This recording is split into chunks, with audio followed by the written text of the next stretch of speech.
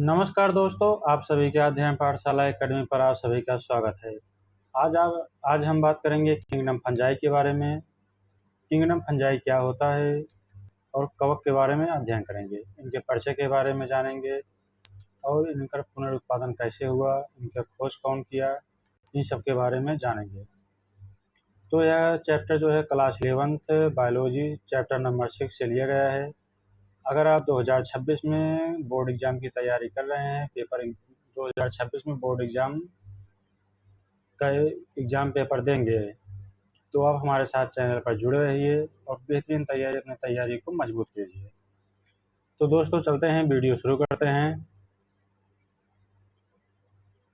तो अगर हमारे चैनल पर आप नए हैं तो चैनल को लाइक कीजिए, सब्सक्राइब कीजिए और अपने साथियों के साथ शेयर कीजिए। शुरू करते हैं दोस्तों सबसे पहले बात करते हैं किंगडम ऑफ फंजाई।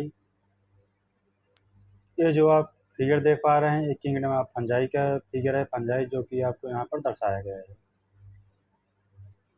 इसके जड़ जो होते हैं इसे हाइफा बोलते हैं, हाइफा के नाम से जाना जाता है। ये जो स्टाल के रूप में इसमें आ जाती हैं, जो इसमें इस भाग को बोलते हैं स्टाल्क, इस भाग को स्टाल्क बोलते हैं। और इस भाग के जो ये मुड़ी हुई संरचना होती है इसे गिल्स बोलते हैं, जो कि गिल्स के रूप में संरचना पाई जाती है, जो कि इस तरह से इसमें बनी होती है। और एक कैप होता है, जिसकी जो आप मशरूम देखते हैं, मशरूम की जो ऊपरी वाला हिस्सा होता है ये भाग, इसे कैप बोलते हैं, जो कि आप बरसात के समय में आप इस पे मतलब कि जहाँ पर पानी लगा हुआ होता है तालाब के बगल में, तालाब के आसपास में इसे आप देखते होंगे बरसात के समय में। तो सबसे पहले बात करते हैं इसके जनक के बारे में। इनके जनक जो हैं पियरे एंटोनियो मचेली 1679 यानी 1737।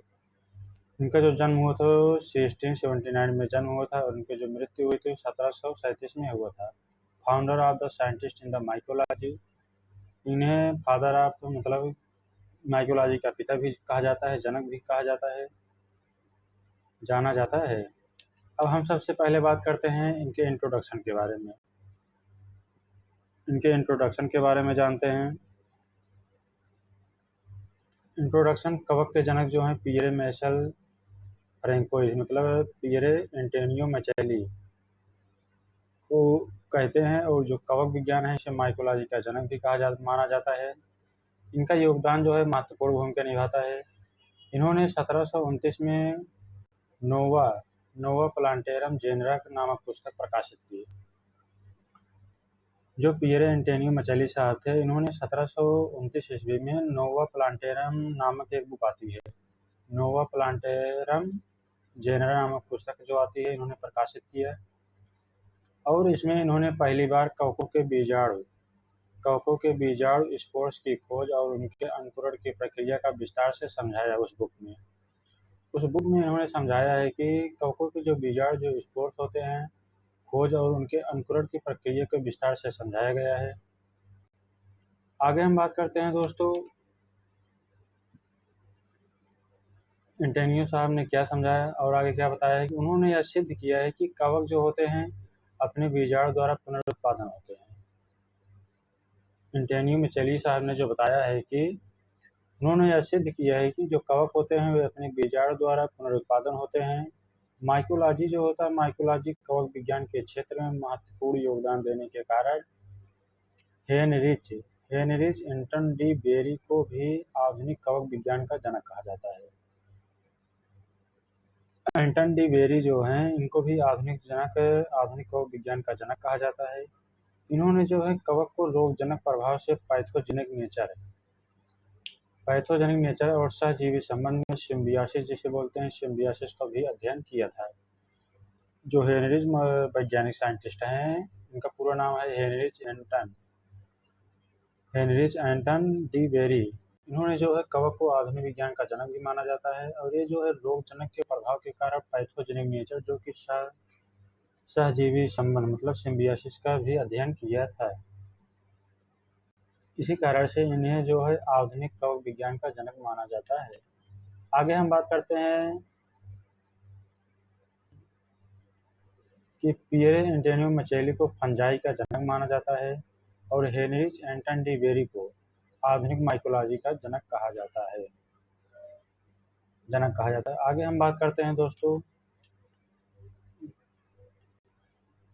ये आप अगर पीछे देखने की कोशिश करेंगे जो पियरे एंटोनियो मचेली ये साहब हैं, ये जो ऊपर वाली पिक लगी है ये पियरे एंटोनियो मचेली साहब हैं और हेनरिच एंटन डी बेरी का ये पिक है जो कि चित्र में दर्शाया गया है।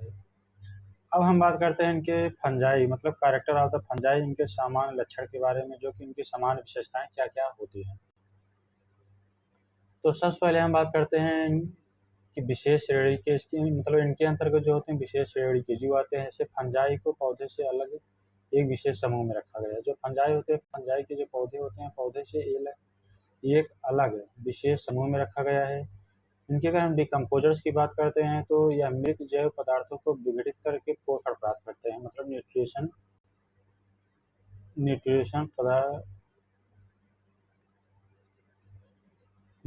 प्राप्त करते हैं। और जो कोशिकीय भित्ति होती है, सेल वॉल की बात करते हैं तो इनकी जो कोशिकीय भित्ति होती है वो काइटिन की बनी होती है, जो इन्हें पौधे से अलग बनाती है। जो कोशिकीय भित्ति होती है वह इनमें जो है इनकी कोशिकीय भित्ति जो होती है काइटिन की बनी होती है, जिससे कि ये बहुत मजबूत होती है और इसी के कारण इन्हें पौधे से अलग बनाती है। Plants in the different between the अलग बनाती है। आगे हम बात करते हैं इनके न्यूट्रिशन पोषण के तरीके के बारे में बात करते हैं। ये जो अधिकांशतः होते हैं परपोषी मतलब हेटेरोट्रॉफिक होते हैं और ये मृत या जीवित कार्बनिक पदार्थ पर निर्भर रहते हैं। अगर हम इनके पोषण की बात करते हैं तो ये अधिकांशतः जो होते हैं परपोषी होते हैं मतलब हेटेरोट्रॉफिक होते हैं और मृत या जीवित कार्बनिक पदार्थों पर निर्भर रहते हैं, जिससे कि यह इनके पोषण न्यूट्रिशन का तरीका है। आगे हम बात करते हैं इनके संरचना के आधार पर।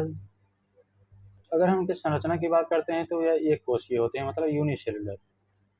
यूनिसेलुलर और बहुकोशिकीय मतलब मल्टी सेलुलर दोनों प्रकार के हो सकते हैं। और परजीवी और सहजीवी मतलब कि सिम्बियोसिस। कुछ कवक ऐसे होते हैं जो परजीवी होते हैं, जबकि कुछ कवक ऐसे होते हैं जो सहजीवी होते हैं। सहजीवी रूप में अन्य जीवों के साथ रहते हैं। अगर आप एग्जाम्पल में लेंगे तो खमीर, ईस्ट, मशरूम देखने को मिलेगा आपको, पेनिसिलियम देखने को मिलेगा और म्यूकर एग्जाम्पल में ये सब आते हैं।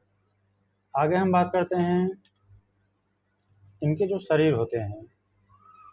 अब इनकी विशेषताओं में जो फंजाई होते हैं, फंजाई के इनके जो मतलब जो इनके लक्षण होते हैं, ये शरीर में लंबे होते हैं, पतले और धागे जैसे कवक तंतुओं का बना होता है। ये शरीर में लंबे होते हैं, पतले और धागे नुमा संरचना जैसे तंतुओं का बना होता है। इनमें कवक सूत्र का समूह जो कवक सूत्रों का समूह होता है उसे कवक जाल या माइसीलियम कहते हैं। माइसीलियम कहते हैं। ये माइसीलियम का आप इमेज देख पा रहे हैं। जिस तरह से कवक सूत्रों को कवक जाल एक प्रकार से यहाँ पर ऊपरी सरफेस पर अपर सरफेस पर एक कवक जाल के रूप में बना हुआ है, जिसे बोलते हैं कवक सूत्रों का समूह, जिसे बोलते हैं माइसीलियम। ये माइसीलियम का पिक है। आगे हम बात करते हैं दोस्तों इनके हैबिटेट के बारे में। इनके हैबिटेट के बारे में बात करते हैं तो कवक जो होते हैं सर्वव्यापी कास्मोपोलिटन होते हैं और विभिन्न वातावरण में पाए जाते हैं। इनमें जो होते हैं पर को क्लोरोफिल नहीं होता है, इसलिए ये जो होते हैं अपना भोजन स्वयं नहीं बना सकते हैं। मतलब इसमें जो होता है क्लोरोफिल एब्सेंट होता है, इसलिए जो है अपना भोजन स्वयं नहीं बना पाते हैं। और उनमें जो कवक होते हैं, कवक मुख्य रूप से निम्नलिखित प्रकार के वास स्थान मतलब हैबिटेट में पाए जाते हैं। तो चलिए देखते हैं कि इनके निम्नलिखित प्रकार के बारे में देख लेते हैं। सबसे पहले बात करते हैं स्थलीय टेरेस्टेरियल कवक क्या होते हैं। टेरेस्टेरियल कवक जो होते हैं मतलब भूमि, टेरेस्टेरियल मतलब आप जान पाते हैं जमीनी स्तर पर जो प्लांट पाए जाते हैं उन्हीं को बोलते हैं स्थलीय टेरेस्टेरियल कवक या फंजाई बोलते हैं। यहाँ पर भूमि, पेड़ों और छाल गले सड़े पदार्थों पर पाए जाते हैं। ये जो होते हैं स्थलीय टेरेस्टेरियल मतलब जो होते हैं मतलब सड़े गले भूमि, पदार्थों पर पाए जाते हैं। एग्जाम्पल में आप लेंगे राइजोपस, म्यूकर और स्पर्जिलस। ये जो है म्यूकर का पिक लगा हुआ है, जो आप देख पा रहे होंगे। यहाँ पर जो सबसे ऊपरी लेयर राउंडेड तरफ से घिरा हुआ है, इसे बोलते हैं स्पोरेंजियम। इसके अंदर जो है आप जालीनुमा संरचना भाग दिखाई दे रहा है, इसे बोलते हैं स्पोरेंजियोस्पोर। स्पोरेंजियोस्पोर इसे बोलते हैं। इसी भाग में देख पा रहे हैं आप, यहाँ पर अलग शाखा निकली हुई है जिसे बोलते हैं कालुमेला जिसे बोलते हैं। इस भाग को बोलते हैं एरियल या हाइफा या स्पोरेंजियोफोर।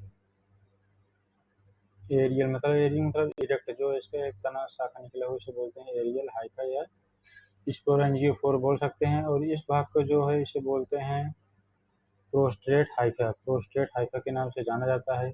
सबसे निचली लेयर के जो बोलते हैं सबटेरेनियन हाइफा के नाम से जाना जाता है। यह तो हो गया स्ट्रक्चर ऑफ द म्यूकर, और यही फिगर भी है जो कि आपको यहाँ पर अच्छे से समझ में आ गया होगा। आगे हम बात करते हैं इसके अगले टाइप के दूसरा। पहला जो है टेरेस्टेरियल है, दूसरा जो है जलीय एक्वाटिक, जो कि जलों में पाया जाता है। दूसरा जो है जलीय होता है, जो कि एक्वाटिक मतलब कि फंजाई जो होती है जलों में पाया जाता है। ताजे और खारे पानी में यह रहता है, जिससे कि ताजे और खारे पानी में पाया जाता है। एग्जाम्पल में आप स्पोरेंजिया ले सकते हैं और एल्बुगो ले सकते हैं। एल्बुगो यहाँ पर एक प्लांट देख पा रहे हैं, प्लांट के ऊपर यहाँ पर फीचर जैसे कि डिजीज का जैसा फफूंदी टाइप में आपको दिख पा रहा है। यह है एल्बुगो का टिप, जिससे कि ये खारे पानी में पाया जाता है, जिससे कि यहाँ पर डिजीज का शिकायत तो हो जाती है। और ये जो लगा हुआ है देख पा रहे हैं स्पोरेंजिया का टिप है, फिगर है। ये सबसे ऊपरी भाग को आपको देख पा रहे हैं एंथ्रेडियम के माध्यम से यह जर्म स्पोर करता है। जर्म स्पोर करके जब यह अंदर जाता है तो यहाँ से ऊ स्पोर का फॉर्मेशन करता है। ऊ स्पोर का फॉर्मेशन करने के बाद यहाँ पर फर्टिलाइजेशन की प्रक्रिया देखने को मिलती है। फर्टिलाइजेशन ट्यूब का निर्माण होता है। फर्टिलाइजेशन ट्यूब का निर्माण होने के बाद जो ऊपरी लेयर जो होते हैं यह उगोनियम का फॉर्मेशन करता है। इस तरह से जो स्पोरेंजिया है, इसी प्रकार से इसका फॉर्मेशन की प्रक्रिया होती है। स्पोरेंजिया की प्रक्रिया होती है। अब नेक्स्ट अगले भाग की बात करते हैं। नेक्स्ट तीसरा जो है एयर में पाया जाता है वायु जनित कवक, जिसे बोलते हैं एयरबोर्न फंजाई। यह जो होता है वायुमंडल में मौजूद होते हैं और हवा के जरिए फैलते हैं। जो वायु जनित एयरबोर्न फंजाई होते हैं, इस टाइप के जो फंजाई होते हैं वायुमंडल में मौजूद होते हैं और हवा के जरिए तैरते रहते हैं। हवा के जरिए मतलब हवा में तो रहते ही हैं और बाकी फैलते रहते हैं हवा के जरिए के माध्यम से। एग्जाम्पल में अगर आप देखेंगे तो पेनिसिलियम ले लीजिए और क्लेडोस्पोरियम। पेनिसिलियम और क्लेडोस्पोरियम के माध्यम से आप इसे आसानी से समझ सकते हैं। पेनिसिलियम क्राइसोजेनम, पेनिसिलियम का फिगर आप यहाँ पर देख पा रहे हैं, जो कि एक वायरस की तरह दिखाई दे रहा है। यहाँ पर एक गुत्तनुमा जो कि जालनुमा संरचना के टाइप में इन तीनों भाग में दिखाई पड़ रहा है। इसे आप देख पा रहे हैं क्लाइडोस्पोरियम है, जो कि ये गुच्छे छल्लेनुमा संरचना के तौर पर निकला हुआ है, जिसे बोलते हैं कोनेडियम। छल्लेनुमा भाग है, इसे बोलते हैं कोनेडियम। और जो ये इसका डंठल है, इस भाग को जिसे स्टॉक या कोनेडियोफोर के माध्यम से भी जाना जाता है, ये कोनेडियोफोर कहते हैं। आगे हम बात करते हैं दोस्तों टाइप नेक्स्ट सहजीवी 4। चौथे नंबर की हम बात करते हैं तो जो होता है सिम्बियाटिक कवक होता है, सिम्बियाटिक फंजाई। यह अन्य जीवों के साथ पारस्परिक सहयोग में रहता है, मतलब यह ऐसा जीव है जो कि एक दूसरे के सहयोग में रहता है। एग्जाम्पल में आप ले सकते हैं लाइकेन, कवक प्लस शैवाल, जैसे फंजाई हो गया और शैवाल हो गया, ये दोनों आपस में एक दूसरे के सहायता के माध्यम से काम चलाते हैं। और माइकोराइजिया, कवक और ये फंजाई आप ले सकते हैं, और यहाँ पर पौधे की जड़ें ले सकते हैं, plant of the root. Fungi जो होते हैं पौधे के प्लांट की जड़ें जो होती हैं, इसमें न्यूट्रिशन पाया जाता है। ये देख पा रहे हैं आप, प्लांट निकला हुआ है। प्लांट के नीचे जो पृथ्वी है, पृथ्वी के अंदर ये देख पा रहे हैं आप रूट, इसमें से कई प्रकार का रूट निकला हुआ है, जो कि इसमें अनेक प्रकार के खनिज भी पाए जाते हैं, न्यूट्रिशन होते हैं, कार्बोहाइड्रेट भी होता है। खनिज के माध्यम से जो न्यूट्रिशन इसमें होता है वो प्लांट को जाता है। प्लांट के माध्यम से जो इसमें फंजाई होते हैं, फंजाई भी अपना पोषण इन्हीं के माध्यम से लेते हैं। और यहाँ एक दूसरा फिगर है जिसके माध्यम से आप आसानी से समझ पाएंगे। पृथ्वी के अंदर जो है माइक्रोराइजा है, प्रोवाइड द कार्बोहाइड्रेट्स। प्लांट जो होता है इसका एक लाइफ साइकिल है जो कि आप आसानी से प्लांट जो है प्लांट के माध्यम से माइक्रोराइजा का फॉर्मेशन कर रहा है। माइक्रोराइजा से जो इसमें है तो provide water and nutrition. Plant के अंदर जो है इसमें वाटर दिया जा रहा है और न्यूट्रिशन मतलब पोषक तत्व दिए जा रहा है, जिससे कि इसके अंदर आप देख पा रहे होंगे कि मतलब फास्फोरस उपस्थित है, कार्बोहाइड्रेट उपस्थित है और नाइट्रोजन, मतलब अनेक प्रकार के इसमें पोषक तत्व जो होते हैं उपस्थित होते हैं, जिससे कि फंजाई और प्लांट जो होते हैं एक दूसरे की सहायता कर पाते हैं। वैसे उसी प्रकार से सेम प्रकार से लाइकेन और जो फंजाई होते हैं वो भी एक दूसरे की मदद कर पाते हैं। अब नेक्स्ट टाइप बात करते हैं, आगे बात करते हैं दोस्तों। ये आप देख पा रहे हैं provide water of the nutrition, आसानी समझ पाएंगे, जो कि वाटर एंड न्यूट्रिशन जो है इसमें दिया जाता है। जब इसके अंदर वाटर और न्यूट्रिशन जाता है तो इसमें क्या होता है, फास्फोरस का निर्माण होता है, कार्बोहाइड्रेट का निर्माण होता है और तो नाइट्रोजन उपस्थित होता है। इन सब पोषक तत्वों के कारण ही प्लांट जो है ग्रो करता है। प्लांट की उपस्थिति के प्रोवाइड द कार्बोहाइड्रेट उपस्थित होता है, जिससे माइक्रोराइजा का फॉर्मेशन देखने को मिलता है। आगे बात करते हैं दोस्तों न्यूट्रिशन और इसके प्रकार। अब बात करते हैं हम पोषक तत्वों के प्रकार के बारे में। पोषक तत्वों के प्रकार के बारे में बात करते हैं तो इसमें बात करते हैं सबसे पहले पोषक तत्वों के प्रकार के बारे में। तो कवक का पोषण जो होता है मुख्यतः शोषण एब्जॉर्बेटिव मोड पर आधारित होता है। जो कवक का पोषक तत्व होता है एब्जॉर्बेटिव मोड आधारित होता है। ये अपना भोजन जो होते हैं भोजन के आधार पर निम्नलिखित प्रकार के होते हैं, मतलब न्यूट्रिशन जो है भोजन के आधार पर निम्नलिखित प्रकार के होते हैं। तो इनके टाइप के बारे में देख लेते हैं। सबसे पहले बात करते हैं परजीवी।